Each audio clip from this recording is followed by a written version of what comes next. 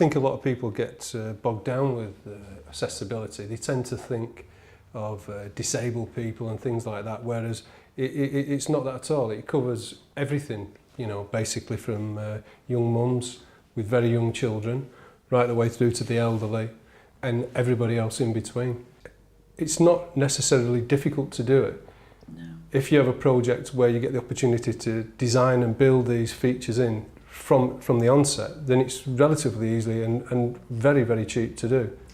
On our newer galleries, particularly our galleries for children, all kinds of inclusivity is included, from visitors with special needs to accessibility issues. Exhibits have to be and are made more accessible, and we found in that process that actually the exhibition is better for that process. It's not an add-on, it's actually making the exhibits better and more inclusive.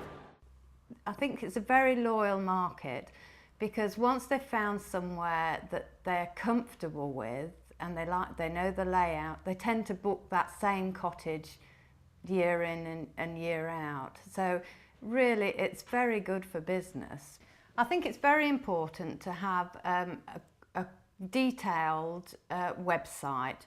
On our website we've got an access statement there, and there's detailed measurements of rooms so people can look and discover exactly what size the bedroom is going to be, the bathroom or the shower room, how much turning space they've got for the wheelchair. They can find all this information out before they actually make contact with us. Well, it's a key part of our customer training here at SS Great Britain. All of our front of house staff are trained in access, in helping visitors, in making the site as accessible as possible. We're an independent museum. We don't get any funding from anywhere else. We depend on our ticket sales. So the more accessible we are, we hope, the more attractive we are as a visitor attraction. Accessibility in our rooms downstairs, I would say the occupancy on those is probably about 80%. You know, so that's been a great investment.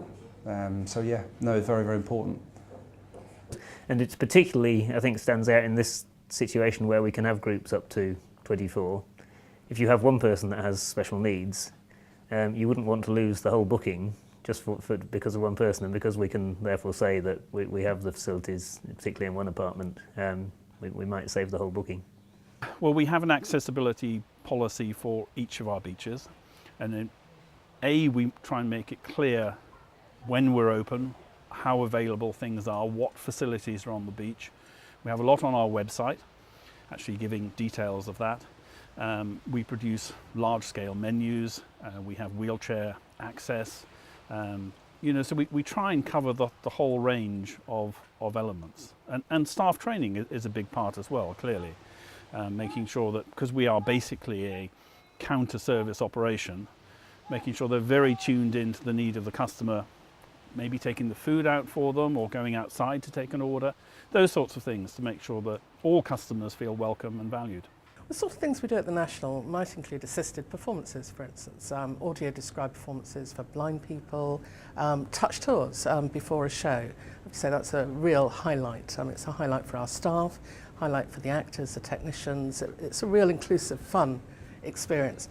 Caption performances. We regularly do caption performances to include deaf and partially hearing people. Accessibility, really, we just try to think of it as the norm. We don't think of ourselves as an accessible accommodation or an accommodation just for people with disabilities. We just happen to be a holiday cottage that has been adapted and is suitable for everybody. And I think by doing that, it just means the whole family can have a nice time together.